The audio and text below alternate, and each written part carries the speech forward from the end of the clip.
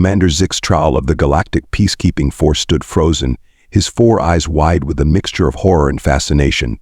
The scene before him was unlike anything he'd witnessed in his 150 stellar cycles of existence. On the view screen of his command ship, a single humanoid creature from that backwater death planet Earth was systematically dismantling an entire Kre'lax invasion force. "So by the void," muttered his second-in-command Vreen. "Is this some kind of elaborate joke? Did someone spike our nutrient tanks with hallucinogens again?" Zyx'tral's mandibles clicked in annoyance. "If this is a joke, Vreen, then the universe has a seriously twisted sense of humor. And no, I haven't forgotten about your little prank from last solar cycle. My tentacles still haven't forgiven you for that glitter incident." The bridge crew, composed of various alien species from across the galaxy, watched in stunned silence as the human continued her rampage. She moved with a fluid grace that seemed at odds with the carnage she was unleashing. One moment she was disarming a Kre'lax warrior with a move that looked suspiciously like a dance step. The next she was using said warrior's weapon to take down 3 more of his comrades. "Someone get me a status report." Zyx'tral barked, his voice a mixture of authoritative command and barely concealed panic. "And someone else fetch me a stiff drink, preferably something that will make me forget I ever saw this." A young Plixna officer, her bioluminescent skin flashing anxiously, piped up, "Commander, our sensors indicate that the human's vital signs are, well, they're off the charts. Her adrenaline levels alone would kill most sentient species." Fascinating, Zyx'tral deadpanned. "Any other observations, officer? Obvious. Perhaps you'd like to inform me that space is big or that black holes are a tad on the dense side." The Plixna officer blinked rapidly, her skin cycling through a rainbow of embarrassed hues. "Well, sir, there is one other thing." The human appears to be laughing.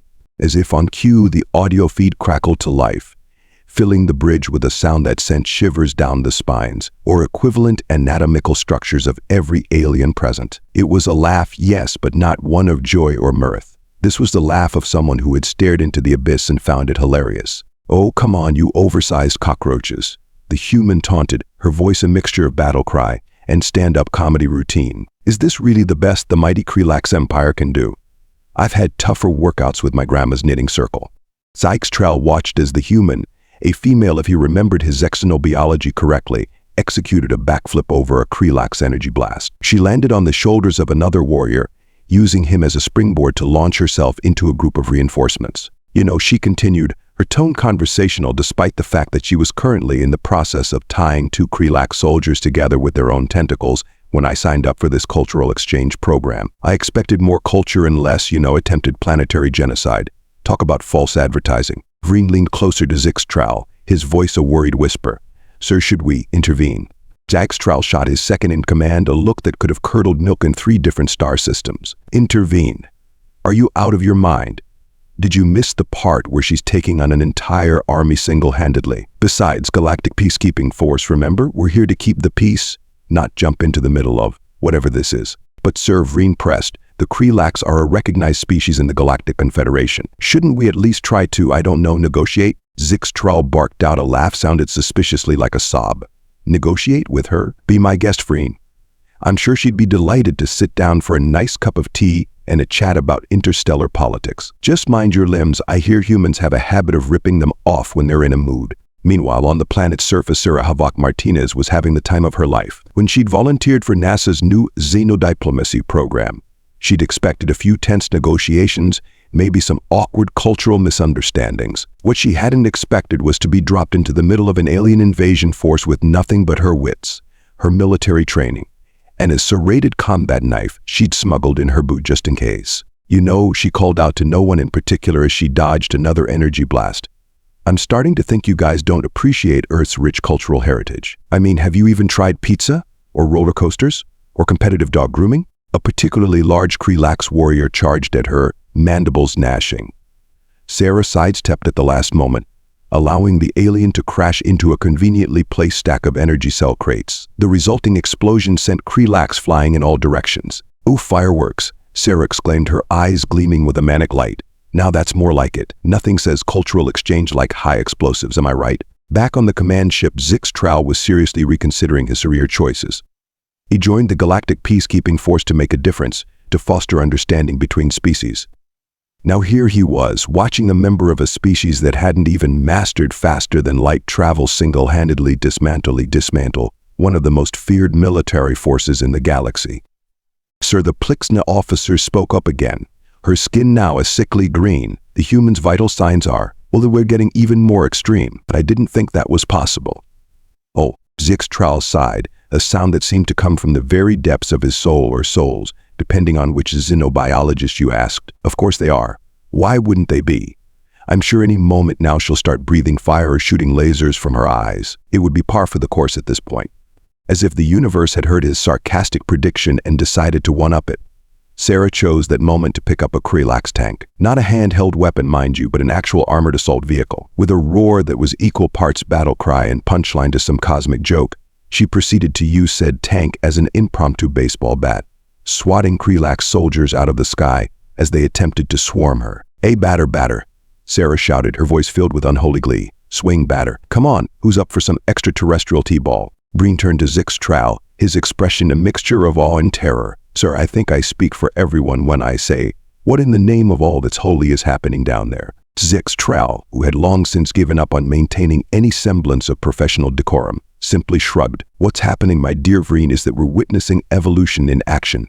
Specifically, we're seeing why you don't mess with a species that evolved on a planet that's actively trying to kill them every single day." "But sir," another officer chimed in, this one a Glixtor with more tentacles than Zyx'tral cared to count. "Surely this level of combat prowess isn't natural. Could the human be using some kind of performance-enhancing substances?" Sarah, who seemed to have a knack for providing perfectly timed responses to the aliens' questions, chose that moment to launch into another monologue. "And you know, I really should thank you guys," she said, her tone conversational, despite the fact that she was currently using 2 Kre'lax as makeshift nunchucks. "I've been trying to quit caffeine for years, but man, nothing gets the blood pumping like a good old-fashioned alien invasion. Who needs coffee when you've got adrenaline, am I right?" Zyx'tral turned to the Glixtor officer, his expression deadpan. "There's your answer. The human's secret weapon is bean juice. Truly, we are in the presence of a superior life form." As the battle, if one could call such a one-sided affair a battle, raged on, Zyx'tral found himself oddly captivated by the human's fighting style.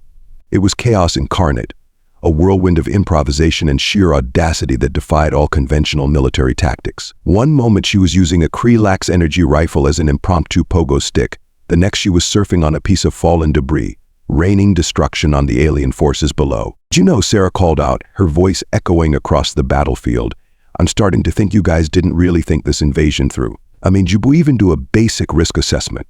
Any decent project manager would have flagged potential for single human to derail entire operation as a major concern." A Kre'lax commander, clearly at his wit's end, screeched out a reply in his native tongue. The ship's universal translator kicked in, converting the alien sounds into something approximating coherent speech. "Insignificant Earth creature," the translation blared. "You cannot hope to stand against the might of the Kre'lax Empire. Our forces span galaxies. Our technology is beyond your comprehension. We will." The commander's tirade was cut short as Sarah, with unerring accuracy, threw a piece of debris directly into his mandibles. The alien fell back, more shocked than hurt, his epic speech reduced to muffled gurgling. "Sorry, buddy," Sarah quipped, not sounding sorry at all. "I have a strict no monologuing policy during invasions. It's right up there with no wire hangers and no swimming for 30 minutes after eating." Back on the command ship, Vreen turned to Zyx'tral, his expression a mixture of confusion and Grusian admiration. "Sir, I have to ask, why aren't we helping the Kre'lax? They are, technically, part of the Galactic Confederation." Zyx'tral fixed his second-in-command with a stare that could have frozen a sun. "Help them. Vreen, my dear, deluded friend. Let me explain something in terms even you can understand. What we're witnessing here is not just a battle. It's not even just an ass-kicking of galactic proportions. No, what we're seeing is a very important lesson in interstellar relations." He gestured grandly at the view screen, where Sarah was now using a Kre'lax flag as a makeshift bullfighting cape, taunting a group of increasingly frustrated alien soldiers. "That human down there is single-handedly rewriting the balance of power in our sector of the galaxy, and she's doing it with nothing but her bare hands, a knife, and an apparently inexhaustible supply of wisecracks." "But Sir," Vreen pressed, "surely our mandate." "Our mandate," Zyx'tral interrupted, his tone dripping with sarcasm, "is to keep the peace. And I don't know about you, but I'd say letting little Miss Armageddon down there finish her work is our best bet for long-term stability. Or would you prefer to explain to the Galactic Council why we interfered with a clear-cut case of planetary self-defense?" As if to punctuate Zyx'tral's point, Sarah chose that moment to commandeer one of the Kre'lax's own ships. The sleek, insectoid craft rose unsteadily into the air, piloted by hands that had clearly never touched alien controls before, but were adapting with terrifying speed. "Woohoo!"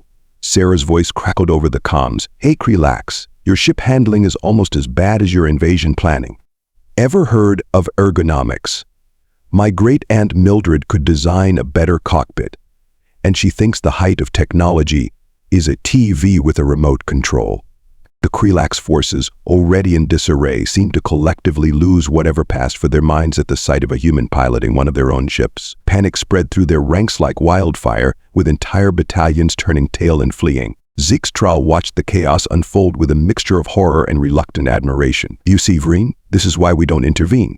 The universe has a way of sorting these things out on its own, usually with a great deal of property damage and questionable one-liners, but who are we to argue with the cosmic order?" As the battle, or perhaps rout would be a more accurate term at this point, entered its final stages, Sarah's stolen ship swooped low over the Kre'lax command center. And with a move that defied several laws of physics and probably a few of common sense, she ejected herself from the cockpit, somersaulted through the air, and landed feet first on the head of the Kre'lax Supreme Commander. "Hey there, big guy," Sarah chirped, as if she were greeting an old friend rather than stomping on the head of an alien warlord. "You know, where I come from, it's customary to bring a gift when you visit someone's planet. Flowers, chocolates, a nice bottle of wine, not, a full-scale invasion force. Just a little cultural tidbit for your next conquest attempt. Assuming you ever stop running long enough to try again, that is." The Supreme Commander, a massive specimen that towered over his subordinates, let out a bellow of rage that shook the very ground. He reached up with his enormous claws, intent on swatting this insignificant human off his carapace. Sarah, displaying the preternatural reflexes that had defined her performance throughout the battle, simply stepped aside. The commander's swing, meeting nothing but air where the human had been a split second before, continued its arc, right into his own face. The sound of chitin cracking echoed across the battlefield, followed by a comical thud as the Supreme Commander knocked himself unconscious. Sarah hopped down from her perch, landing lightly on her feet. She dusted off her hands, looking for all the world like someone who had just finished a mildly strenuous household chore, rather than single-handedly repelling an alien invasion. "Well," she announced to the stunned Kre'lax forces surrounding her, "I'd say that wraps things up nicely. Now, who wants to explain to your bosses back home why you're returning with your thoraxes between your legs? Any volunteers? No. Tough crowd." On the command ship, Zyx'tral's bridge had fallen into a silence so profound it seemed to have physical weight. The assembled alien officers stared at their view screens, their expressions a universal language of disbelief, awe, and not a small amount of terror. Vreen was the first to break the silence. "Sir," he began, his voice barely above a whisper, what do we do now?" Zyx'tral, who had spent the last few hours oscillating between existential dread and hysterical amusement, found that he had finally achieved a state of perfect, zen-like calm. He turned to his second-in-command, a serene smile on his face. "What do we do now, Vreen? Why, it's quite simple. We do what any sane, rational beings would do when faced with a force of nature beyond our comprehension." He paused for dramatic effect, enjoying the way every eye, or sensory organ, on the bridge was fixed upon him. "We file our report, recommend that Earth be immediately classified as a Class X death world, and then we go to the nearest space station and drink, until we forget every single detail of what we just witnessed." A murmur of agreement rippled through the bridge crew. It wasn't the most professional response, perhaps, but given the circumstances, it seemed like the only logical course of action. As the Galactic Peacekeeping Force ship prepared to depart, Zyx'tral couldn't help but take one last look at the view screen. Sarah was still down there, striking a pose atop a pile of unconscious Kre'lax soldiers, looking for all the world like some bizarre interstellar action hero. Zyx'tral mused more to himself than to his crew. "I can't help but wonder what would happen if we introduced her to the Zorg'nax. You remember them, right? The ones who think they're the galaxy's gift to warfare." Vreen's eyes widened in horror. "Sir, you can't possibly be suggesting." "Oh, but I am, my dear Vreen," Zyx'tral replied, a mischievous glint in his 4 eyes. "I think it's high time the Zorg'nax learned a little humility. And who better to teach them than our new friend down there?" As if on cue, Sarah's voice crackled over the comms again. "Hey up there, I know you've been watching. Don't suppose you've got any other invasions that need thwarting? I'm all warmed up now, and it seems a shame to waste all this adrenaline." Zyx'tral couldn't suppress a chuckle. "My dear human," he responded, activating the ship's external speakers. "How would you like to be our official Galactic Peace Enforcer?" There was a moment of silence, then Sarah's laughter filled the air. "Galactic Peace Enforcer? I like the sound of that. Does it come with a fancy badge? Ooh, or maybe a cool spacesuit. I've always wanted to try zero-G combat." As Zyx'tral began to explain the finer points of her new position, which he was absolutely making up on the spot, he couldn't help but feel a mix of excitement and trepidation. The galaxy was about to get a whole lot more interesting and probably a lot more explosion-filled. Meanwhile, down on the planet's surface, Sarah was busy tying up the last of the Kre'lax soldiers with their own communication cables. As she worked, she hummed a jaunty tune that sounded suspiciously like "Another One Bites the Dust." "You know," she said conversationally to a particularly groggy Kre'lax warrior, "I really should thank you guys. I haven't had this much fun since that time I accidentally wandered into a Black Friday sale at Walmart. So between you and me, those middle-aged ladies fighting over discounted toasters were a lot scarier than you lot." The Kre'lax warrior gurgled something that might have been a response or possibly just a plea for mercy. Sarah chose to interpret it as the former. "Oh, you think this was impressive? Buddy, you should see what we humans do for fun. Ever heard of extreme ironing? No? How about cheese rolling? Trust me. Once you've seen a bunch of humans chase a wheel of cheese down a near-vertical hill, you'll understand why we're not that impressed by alien invasions." As Sarah continued her impromptu stand-up routine for her captive, an increasingly confused audience, Zyx'tral's voice boomed from above. "Attention, Sarah of Earth. We've received clearance from Galactic Command. Your new position as Galactic Peace Enforcer has been approved. Would you like to come aboard and discuss the details of your first assignment?" Sarah's face lit up with a grin that would have sent shivers down the spine of any being with a survival instinct. "Oh, hell yes. Just give me a sec to finish gift wrapping these guys for the local authorities." With a speed that defied belief, and possibly several laws of physics, Sarah had the remaining Kre'lax trussed up and arranged in a neat pile. As a finishing touch, she placed a hastily scribbled sign on top that read, "Free to a good home. Warning may bite." As a shimmering beam from Zyx'tral's ship began to envelop her, Sarah turned to face the defeated Kre'lax army. "Well, boys, it's been real. Thanks for the workout. Oh, and a word of advice? Next time you decide to invade a planet, maybe do a little research first. I hear the fluffy bunny nebula is nice this time of year. Much less likely to kick your thoraxes 6 ways from Sunday." And with that parting shot, Sarah dematerialized, leaving behind a scene of carnage, confusion, and not a small amount of property damage. Aboard Zyx'tral's ship, the mood was a peculiar mix of awe, terror, and resigned acceptance. As Sarah materialized in the transporter room, the assembled crew couldn't help but take a collective step back. "Well, hello there," Sarah chirped, seemingly oblivious to the effect she was having on the aliens. "Nice ship you've got here. Love what you've done with the place. Very spacey." Zyx'tral, who had appointed himself as the official human handler, a decision he was already beginning to regret, stepped forward. "Welcome aboard, Sarah. I trust you found your interaction with the Kre'lax stimulating." Sarah's grin, if possible, grew even wider. "Stimulating?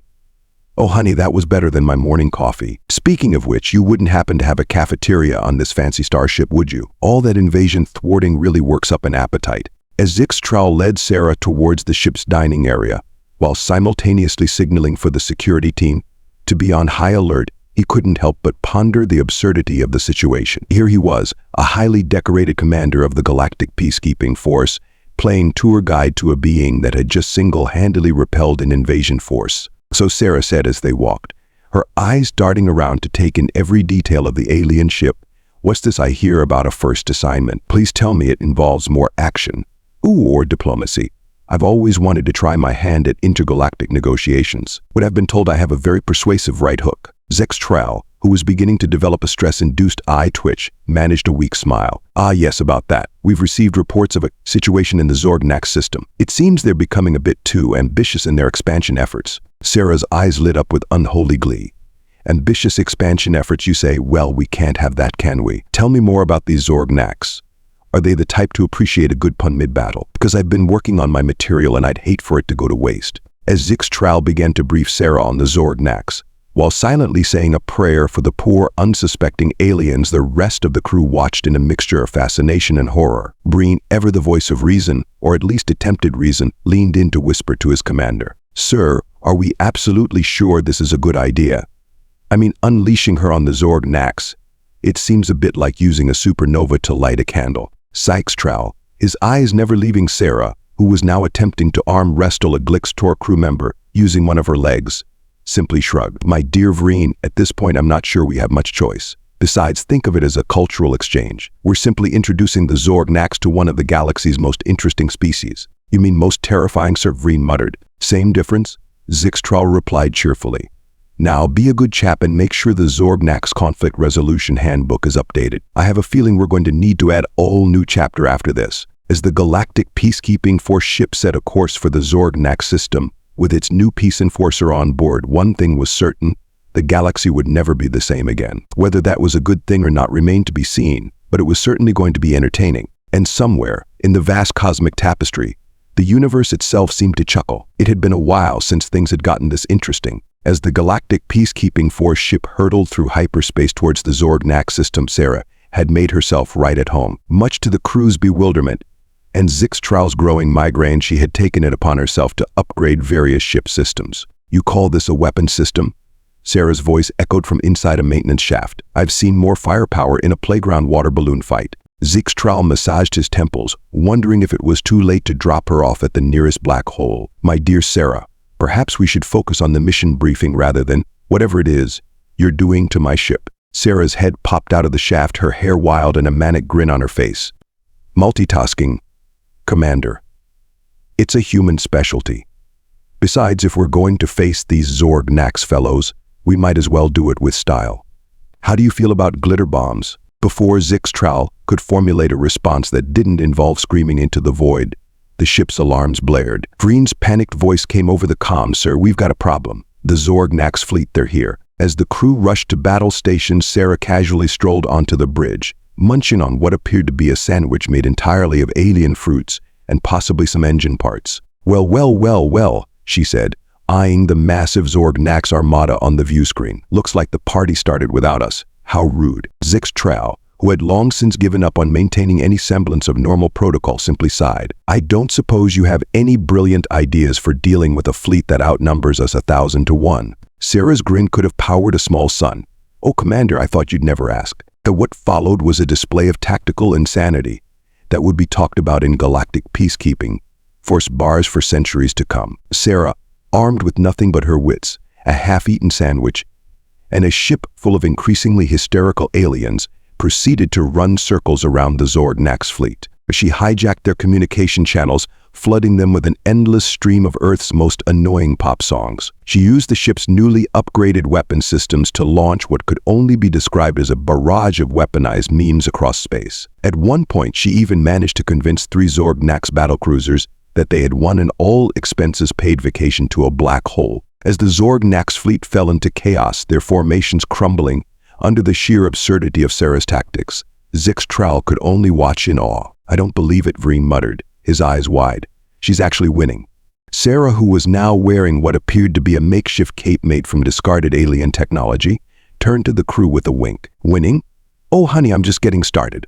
Now, who wants to see me make their flagship do the Macarena? Hours later, as the last of the Zorg'nax ships limped away in retreat, the bridge of the Galactic Peacekeeping Force ship erupted in cheers. As Sarah, covered in a mixture of sweat, glitter, and what might have been engine oil, took a theatrical bow. Thank you, she said, grinning from ear to ear.